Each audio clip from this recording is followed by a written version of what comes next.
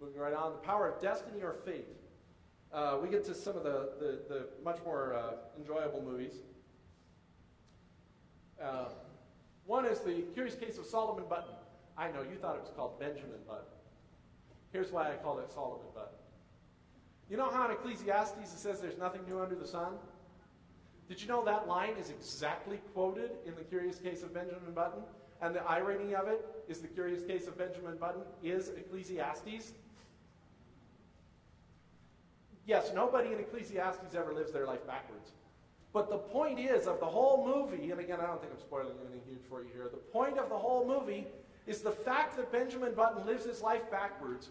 The biggest twist and surprise of it at the end is that it makes no difference at all. It doesn't change the movie. You get to the end of the movie and you go, this would have been exactly the same movie if he lived his life forwards. But that's the point of the movie. There's nothing new under the sun. You think there's this brand new thing about this guy who's born old and then becomes young. But when you boil it down, when he's born, he can't talk, he can't walk, he can't take care of himself, and he wears a diaper. And when he gets to the end of his life and he's a baby, he can't talk, he can't walk, he can't take care of himself, and he wears a diaper. And in between, you have all the stuff that we all have. And that's the point of the movie. The point of the movie is Ecclesiastes.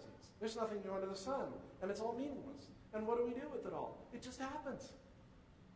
And yeah, it was Benjamin Button's destiny to live backwards, but it's never explained why, and it doesn't matter, because it just is. And it doesn't, at the end of the movie, mean anything. Fellowship is Benjamin and Daisy. It is, in a lot of ways, just a romance between Benjamin and Daisy. You could say his living backwards makes it unusual because Daisy spends half the time taking care of him, but most wives in here would say, what's unusual about that? Interestingly, the Christ figure is fate.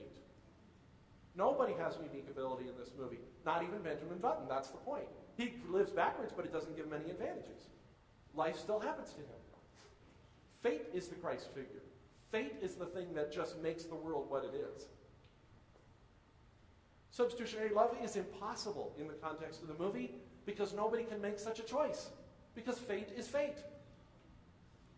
Any choice you made, you were led to through the destiny anyway. Redemption comes, as it is, from the acceptance of fate. The thing about Benjamin Button is he's the only one who's able really to say throughout the course of the movie, I don't care why I live backwards, I just do. It is what it is. Actually, there's surprisingly little resistance to the fact that he lives backwards. Everybody in the movie is kind of like, okay, whatever. There's no resurrection. I mean, I suppose you can argue that he starts at his death and goes back to his birth, but since his birth ends with him being not existent anymore, that's not much of a resurrection. It's just a different order. There really isn't any justice, I suppose. The only little small hint of it is that this whole movie, like the reader, is actually somebody telling the story. And it's actually Daisy telling the story. And there's something about the telling of it that gives a little bit of meaning to it. It's like Benjamin Button's life would really be meaningless except somebody's telling the story. So there's a little bit of there. Alternate worlds? Ironically, none. You would think a movie about one guy who lives backwards having a relationship with another gal who lives forwards would have two distinct worlds in it. But the whole point is, they're not really different at all. They're exactly the same. There's no change.